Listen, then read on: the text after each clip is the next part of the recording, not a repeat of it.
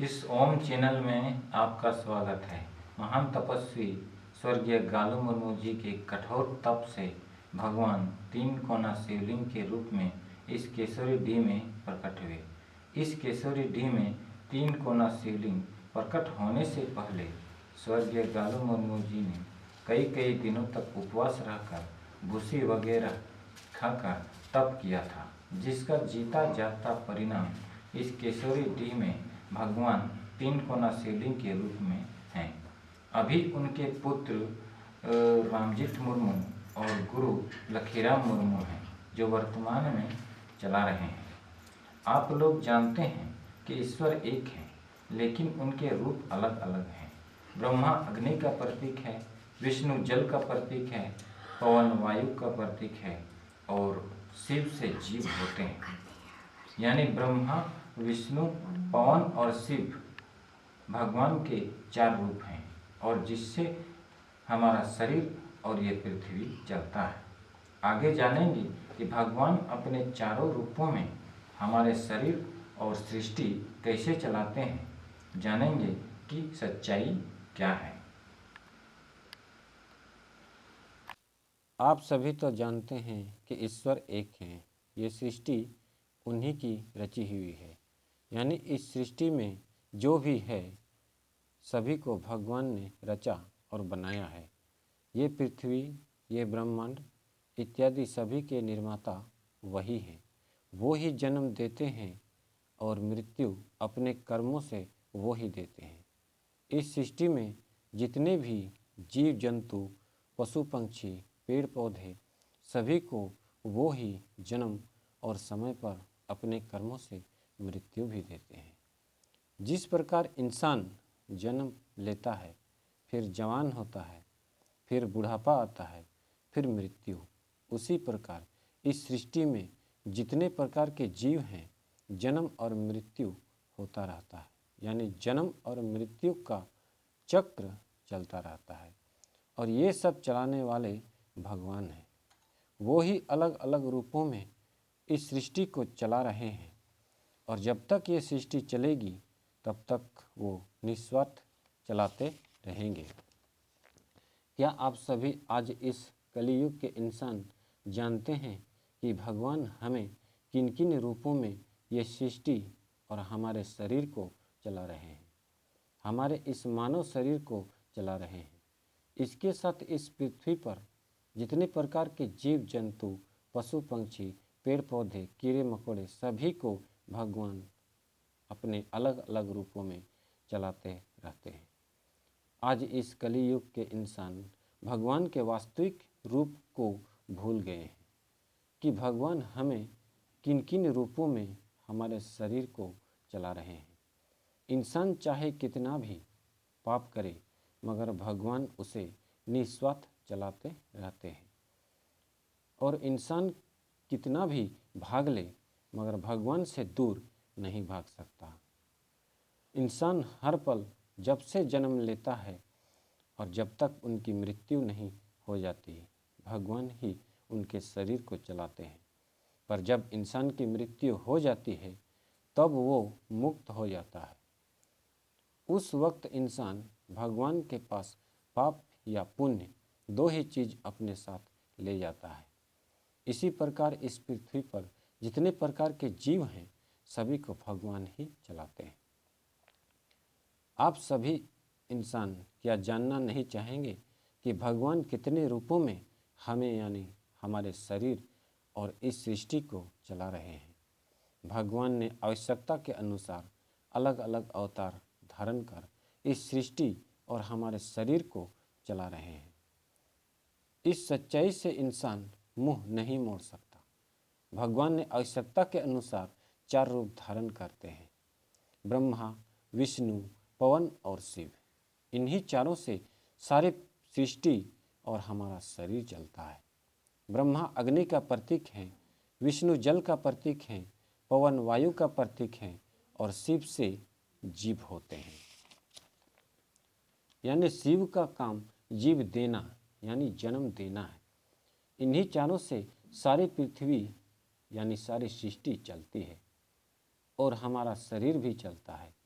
इस सृष्टि के भगवान 4 रूपों में कैसे चला रहे हैं इसका जिक्र बाद में करेंगे, मगर इन्हीं चारों के अंश से हमारा शरीर चलता है, इसका जिक्र सबसे पहले करेंगे कि भगवान हमारे शरीर को कैसे इन 4 रूपों में चला रहे हैं। क्योंकि आज के इंसान ईश्वर को भूल गए हैं, वो इंसान को ही भगवान मानते हैं। जो जन्म लेता है वो मरता अवश्य है, क्योंकि इस सृष्टि में भगवान के अलावे कोई अमर नहीं है। जो जन्म लेकर मरता है वो भगवान नहीं हो सकता। भगवान वही है जो अमर है, उनका आदि है और ना अंत। उनका जन्म किस युग में हुआ वो भी पता नहीं, उनका जन्म किस स्थान में हुआ उसका पता नहीं, और उनके माता पिता का कोई पता नहीं, वो ही भगवान है। और जो इस धरती पर जन्म लेता है, हमें उसके माता पिता का भी नाम मालूम रहता है, किस युग में पैदा हुआ और किस स्थान में पैदा हुआ वो भी पता रहता है। वो इंसान है। भगवान की उपाधि उसे देना मूर्खता है। ब्रह्मा, विष्णु, पवन और शिव, ये ही वास्तव में भगवान है। ब्रह्मा अग्नि, विष्णु जल, पवन वायु और शिव जीव देने के काम करते हैं। अग्नि, जल, वायु और शिव पर ही हम आश्रित रहते हैं। हम सुबह उठते हैं तो हम स्नान करते हैं, यानी जल की सहायता लेते हैं। उसे हम प्यास लगने पर भी पीते हैं, यानी जल की सहायता लेते हैं। यानी प्रतिदिन हम भगवान विष्णु की सहायता लेते हैं। फिर हमारे घरों में अग्नि से खाना पकता है, यानी हम अपने घरों में प्रतिदिन ब्रह्मा की सहायता लेते हैं। फिर हम जब से जन्म लेते हैं तब से हम निरंतर श्वास लेते हैं, यानी वायु की सहायता लेते हैं, और वायु के बिना जीवन की कल्पना नहीं कर सकते। अगर किसी का श्वास बंद कर दिया जाए तो क्षण भर में उसकी मृत्यु भी हो सकती है। वायु यानी भगवान पवन की सहायता, दिन रात निरंतर पवन की सहायता लेते रहते हैं। फिर शिव यानी शिव से जीव होते हैं, और हम शिव के कारण ही हमारा अस्तित्व है। क्योंकि हम इंसान जब माँ के गर्भ में रहते हैं तो गर्भ में जीव शिव ही देते हैं, यानी शिव के कारण ही हमारा अस्तित्व है, हमारा शरीर है। फिर हमारे शरीर में भी इन चारों यानी ब्रह्मा, अग्नि, विष्णु जल, पवन वायु और शिव का अंश रहता है। इन चारों में अगर हमारे शरीर पर एक की भी कमी हो जाए तो हमारी मृत्यु निश्चित है। ठंडे के मौसम में आप लोग देखे होंगे कि हमारे मुख से भाप निकलता है, यानी हमारे शरीर पर अग्नि का अंश रहता है, यानी हमारे शरीर पर ब्रह्मा का अंश रहता है। इंसान के शरीर पर अगर ब्रह्मा के अंश यानी अग्नि की कमी हो जाए तो इंसान का शरीर ठंडा पड़ जाता है और इंसान की मृत्यु भी हो सकती है। फिर अगर किसी इंसान को डायरिया हो जाए तो उस इंसान के शरीर पर पानी की कमी हो जाती है। फिर हम उसे हॉस्पिटल में सलाइन यानी पानी चढ़ाते हैं, यानी उस इंसान के शरीर पर पानी की कमी हो जाती है। यानी पानी की कमी होना मतलब हमारे शरीर पर भगवान विष्णु के अंश की कमी होना, और इसकी कमी से भी इंसान की मृत्यु हो सकती है। फिर किसी इंसान को अगर सांस लेने में दिक्कत हो जाती है तो उसे हॉस्पिटल में ऑक्सीजन देकर जीवित रखा जाता है।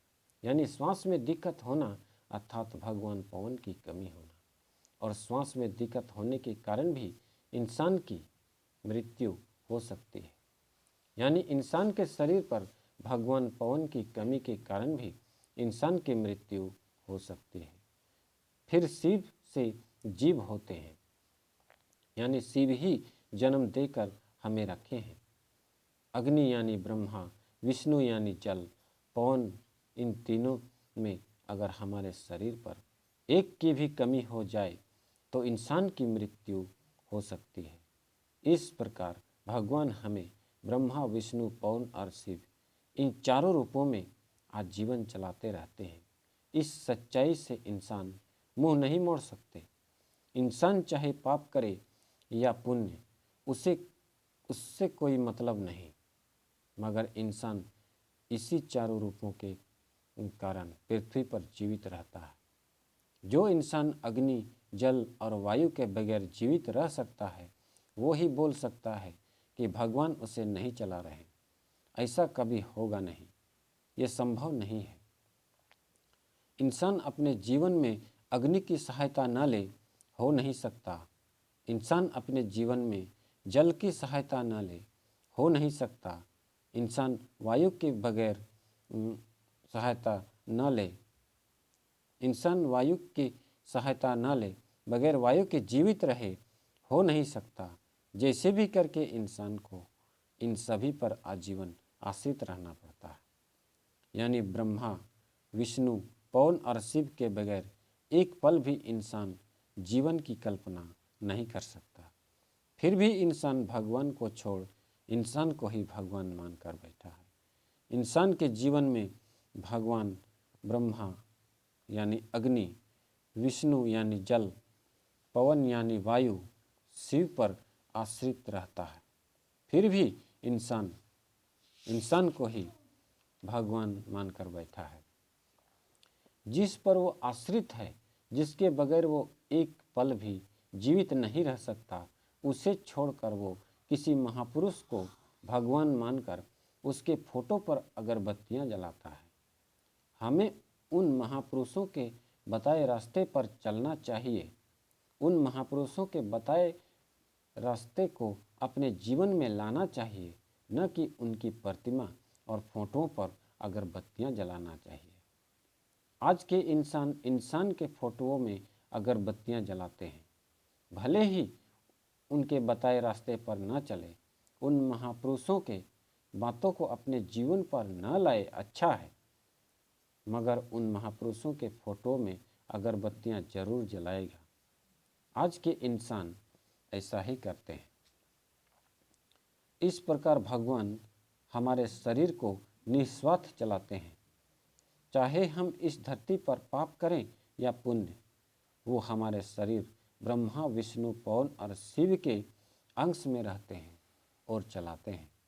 यानी अग्नि, जल, वायु और शिव के अंश में रहते हैं, तभी हमारा शरीर चलता है। इसी प्रकार भगवान इस सृष्टि को भी चला रहे हैं। अपने चारों रूपों यानी ब्रह्मा, अग्नि, विष्णु, जल, पवन, वायु और शिव के रूप में इस सृष्टि को चला रहे हैं। इस सृष्टि में अगर इन चारों में से एक की भी कमी हो जाए तो सारी सृष्टि खत्म हो सकती है। अब हमें जानना है कि ब्रह्मा, विष्णु, पवन और शिव से यह सृष्टि कैसे चलती है। भगवान अपने चारों रूपों से यह सृष्टि कैसे चलाते हैं। भगवान ने आवश्यकता के अनुसार ब्रह्मा, विष्णु, पवन और शिव का रूप धारण किया है। यानी हम ये भी कह सकते हैं कि भगवान ब्रह्मा, अग्नि, पवन, वायु, विष्णु, जल और शिव का रूप धारण करते हैं। और इस सृष्टि में अगर अग्नि, जल, वायु और शिव न हो तो इस सृष्टि को चलाने के बारे में सोच भी नहीं सकते। यानी भगवान ने आवश्यकता पड़ने पर अग्नि यानी ब्रह्मा, जल यानी विष्णु, पवन यानी वायु और शिव का रूप धारण किए हैं। हम जमीन की खुदाई करें तो कुछ दूर खुदाई के पश्चात मिट्टी में गर्म महसूस होता है। फिर कुछ दूर खुदाई के पश्चात पानी निकलता है। यानी जमीन के अंदर मिट्टी में गर्म महसूस होना मतलब मिट्टी में ब्रह्मा का अंश का संकेत देता है। फिर कुछ खुदाई के पश्चात मिट्टी के अंदर से पानी का निकलना यानी मिट्टी से जल का निकलना मतलब मिट्टी में भगवान विष्णु का होना। भगवान ने ब्रह्मा यानी अग्नि और जल यानी भगवान विष्णु के रूप में जमीन के अंदर हैं, ये साबित करता है। ये भी भगवान ने बहुत सोच और समझकर मिट्टी के अंदर अग्नि और जल के रूप में प्रवेश किया है। इंसान ये तो जानते हैं कि ब्रह्मा अग्नि का प्रतीक है, विष्णु जल का, मगर ये सोच नहीं सकते कि मिट्टी के अंदर ताप यानी अग्नि के अंश में होता है और मिट्टी के अंदर जल का होना मतलब विष्णु का अंश होना। इंसान ये नहीं सोचते। भगवान ने ऐसा इसलिए किया है ताकि पृथ्वी हरा भरा रहे। अगर मिट्टी के अंदर जल का अंश ना हो तो पेड़ पौधे कुछ उग नहीं सकते। मान लीजिए कि अगर मिट्टी के अंदर जल ना हो तो इस पृथ्वी पर मिट्टी के सिवाय कुछ भी नहीं रहेगा। बड़े बड़े पेड़ भी अपने जड़ से मिट्टी से जल खींचकर जीवित रहते हैं। यानी आज जो भी पृथ्वी पर पेड़ पौधा घास इत्यादि हैं तो जल के रूप में भगवान विष्णु का बहुत बड़ा योगदान है। फिर जमीन में गर्म महसूस होना मतलब ब्रह्मा के अंश होने का मतलब जमीन के अंदर भी जीव रहते हैं जो मिट्टी में समा कर रहते हैं। वो जमीन के अंदर ब्रह्मा यानी अग्नि के ताप से रहते हैं। अगर मिट्टी के अंदर ब्रह्मा का अंश नहीं होता तो जल यानी विष्णु से मिट्टी हमेशा ठंडा रहता। इससे मिट्टी के अंदर रहने वाले जीव नहीं रह पाते। फिर वायु में यानी पृथ्वी में वायु का होना मतलब भगवान पवन का होना। वायु के बगैर जीवन की कल्पना नहीं कर सकते।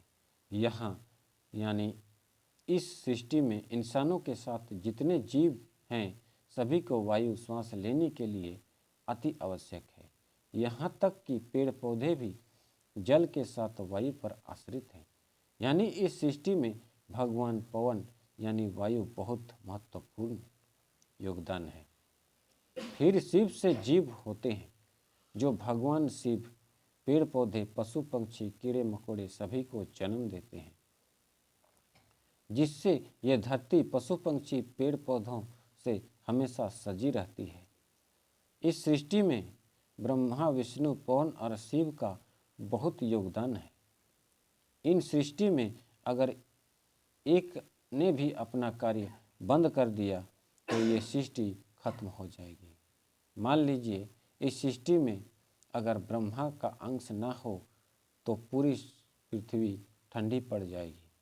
मिट्टी के अंदर जीव ठंड से मर जाएंगे। फिर मान लीजिए इस सृष्टि में अगर जल ना हो तो धरती पर अकाल पड़ जाएगा। आए दिन हम देखते रहते हैं कि पानी की कमी से अकाल पड़ जाता है। यानी मिट्टी में अगर जल का अंश ना हो तो इस सृष्टि में मिट्टी के सिवाय कुछ नहीं रहेगा, क्योंकि पेड़ पौधे तो उगेंगे नहीं। फिर इस सृष्टि में अगर पवन यानी वायु ना हो तो सृष्टि खत्म हो जाएगी, क्योंकि सभी जीव पवन यानी वायु से ही श्वास लेते हैं। फिर इस सृष्टि में अगर शिव ना हो तो धरती पर मिट्टी के सिवाय कुछ नहीं उगेगा, क्योंकि शिव जीव देकर जन्म देते रहते हैं। तभी ये सृष्टि हरे भरे और जीव जंतु हैं। इस प्रकार भगवान चारों रूपों से इस पृथ्वी को चला रहे हैं। ब्रह्मा विष्णु पवन और शिव के रूप में भगवान इस सृष्टि को चला रहे हैं।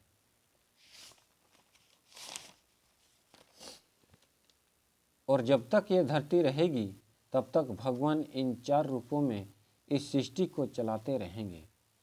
चाहे इस धरती पर इंसान कितना ही पाप या पुण्य करे, मगर भगवान निस्वार्थ हमें इस धरती को चलाते रहेंगे। हम सभी जानते हैं कि ईश्वर एक है और इस सृष्टि और इस ब्रह्मांड के रचयिता वही हैं।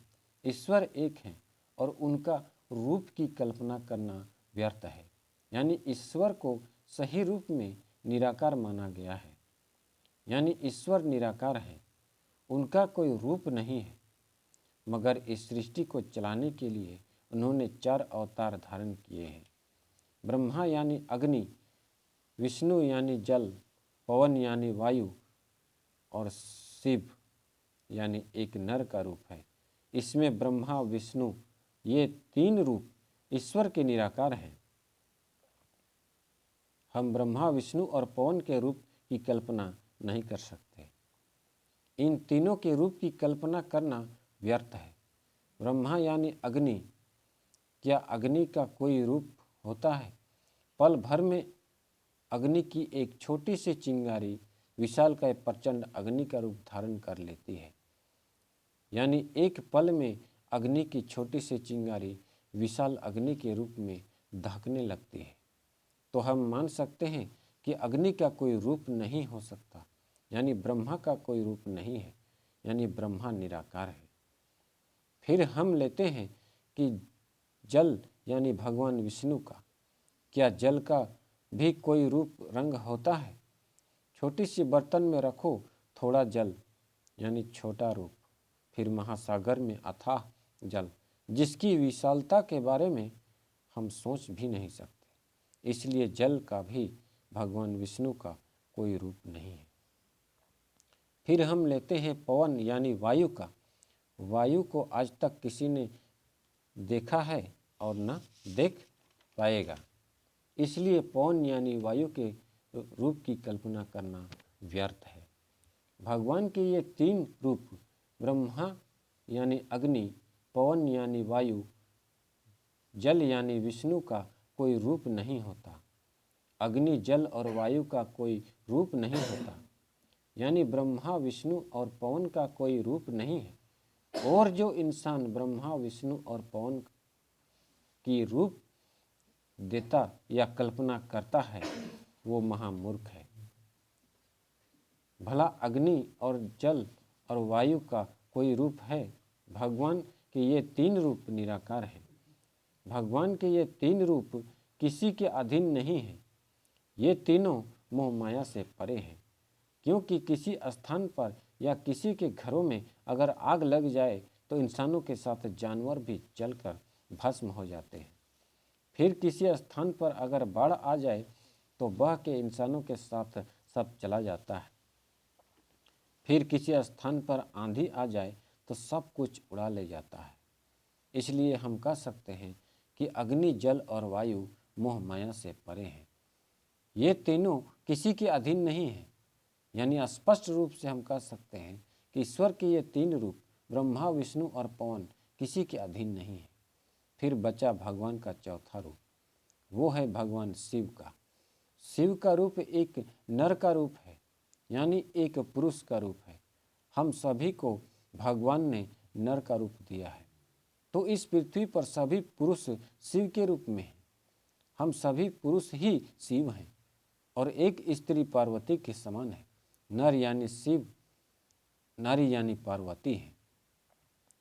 और शिव और पार्वती का जब मिलन होता है तभी बच्चे पैदा होते हैं। इस सृष्टि में अगर एक नर और नारी का मिलन न हो तो सृष्टि आगे नहीं बढ़ेगा। यानी शिव ही वो हैं जिसकी सहायता से सृष्टि आगे बढ़ता है। इसलिए शिव से जीव होते हैं, ऐसा महान तपस्वी स्वर्गीय गालो मुर्मू जी ने कहा था कि शिव से जीव होते हैं, यानी शिव से ही सृष्टि का काम आगे बढ़ता है। ब्रह्मा, विष्णु, पवन और शिव से ही, यानी इन चारों के संयोग से ही हमारा शरीर और ये सृष्टि चलती है। वास्तव में चारों में एक दूसरे के पूरक हैं। इनमें अगर एक भी इस सृष्टि में कमी हो जाए तो इस सृष्टि का काम रुक जाएगा। आवश्यकता के अनुसार भगवान ने 4 रूप धारण किया है, जिसमें से 3 निराकार हैं और एक जो शिव का रूप है वो नर का रूप है। सभी रूपों के कार्य अलग अलग हैं। आगे हम विश्लेषण करेंगे कि ब्रह्मा, विष्णु, पवन और शिव के क्या क्या कार्य हैं। अब आप सभी तो जान चुके हैं कि भगवान ने आवश्यकता के अनुसार ब्रह्मा, अग्नि, विष्णु, जल, पवन और शिव इन चारों से हमारे शरीर के साथ जितने प्रकार के जीव जंतु पशु पक्षी हैं सभी को अग्नि जल वायु और शिव से चलाते हैं। हमारा शरीर तो इन अग्नि जल और वायु और शिव से चलता है, मगर सभी जीवों के शरीर भी वैसे ही चारों रूपों में चलता है और इसके साथ ये सृष्टि भी अपने चारों रूपों में चला रहे हैं। यहीं तक बात अंत नहीं होती कि भगवान ने जीव जंतुओं के साथ इंसान के शरीर के साथ सृष्टि अपने चारों रूपों में चला रहे हैं। भगवान ने बहुत सोच समझकर 4 अवतार धारण किए हुए हैं। वो अपने अपने अलग अलग रूपों से अलग अलग कार्य करते हैं और उनके अलग अलग कार्य से ही पेड़ पौधे जीव जंतुओं से सजी हुई है, यह पृथ्वी सजी हुई है। अब हम भगवान के चारों रूपों के कार्य के बारे में जानेंगे और उनके वो अवतार की क्या आवश्यकता पड़ी इसके बारे में भी जानेंगे। तो हम पहला ब्रह्मा के बारे में जानेंगे। आप सभी तो जानते हैं कि ब्रह्मा अग्नि का प्रतीक है। भगवान ने बहुत सोच कर 4 रूप धारण किए हुए हैं। ये हमने पहले भी कहा है, क्योंकि इस सृष्टि की रचना करने से पहले वो निराकार थे। इसलिए हम कहते हैं कि ईश्वर एक है। ईश्वर का कोई वास्तविक रूप नहीं है, वो निराकार है। इसलिए इस सृष्टि की रचना करने से पहले वो जानते थे कि पृथ्वी पर आने वाले इंसान पाप के साथ पुण्य करेंगे। जो पाप करेंगे वो अपने कर्मों से पेड़ पौधे कीड़े मकोड़े पशु पंक्षी जानवर इत्यादि में जन्म लेंगे और जो पुण्य करेंगे वो अपने पुण्य कर्मों से दोबारा इंसान में जन्म लेंगे और जो पाप करेंगे उन्हें उन्हीं के कर्मों के अनुसार जन्म दिया जाएगा। इसलिए इस पृथ्वी पर पेड़ पौधे जीव जंतुओं से सजी हुई है। भगवान यूं ही किसी आत्मा को पेड़ पौधे या जानवर इत्यादि में जन्म नहीं देते। ब्रह्मा पाप का लेखा जोखा करते हैं और उसी पाप के आधार पर जन्म देते हैं। इंसान ये तो जानते हैं कि ब्रह्मा पाप और पुण्य का लेखा जोखा करते हैं। इंसान यानी आज के इंसानों की सोच सीमित है, इससे आगे वो नहीं सोच सकते। ब्रह्मा पाप और पुण्य का लेखा जोखा के साथ जन्म भी उसी पाप के आधार पर तय करते हैं। किसी को पाप के आधार पर पशु में जन्म दिया जाता है, तो किसी को पाप के आधार पर सूअर में, तो किसी को कुत्ता में। ये सब पाप के अनुसार से ब्रह्मा कलम से लिखकर जन्म भी तय करते हैं। किसी को पेड़ में जन्म मिलता है तो ब्रह्मा ही तय करते हैं उसके पाप के अनुसार। इसलिए आज भी इस पृथ्वी पर पेड़ों के साथ जीव जंतुओं के जन्म होते रहते हैं। इस सृष्टि में पेड़ पौधों के साथ जीव जंतु भी हैं। सब अपने पाप कर्मों से अलग अलग योनियों में भटक रहे हैं और ये सब लिखने वाले ब्रह्मा हैं। किसी कौन सा योनि में जन्म लेना है ये ब्रह्मा तय करते हैं। ब्रह्मा एक ऐसी अग्नि है जो पाप रोग सब भस्म करते हैं। जो इंसान पुण्य करते हैं उन्हें इस पृथ्वी पर फिर से मनुष्य योनि मिलता है और जो पाप करते हैं उसे 84 लाख योनियों में भटकना पड़ता है। इसलिए ईश्वर का जो ब्रह्मा का रूप है वो अग्नि के रूप में जमीन के अंदर ताप बनाए रखता है और इसके साथ वो पाप और पुण्य का लेखा जोखा भी करते हैं और पाप के अनुरूप जन्म भी तय करते हैं। भगवान के अगर ये ब्रह्मा का रूप नहीं होता तो पाप और पुण्य का हिसाब नहीं होता और किसे कैसा जन्म देना है ये भी नहीं होता। यानी इस सृष्टि में मिट्टी के सिवाय कुछ नहीं रहता। भगवान के 4 अवतार में से ब्रह्मा का कार्य बहुत महत्वपूर्ण है।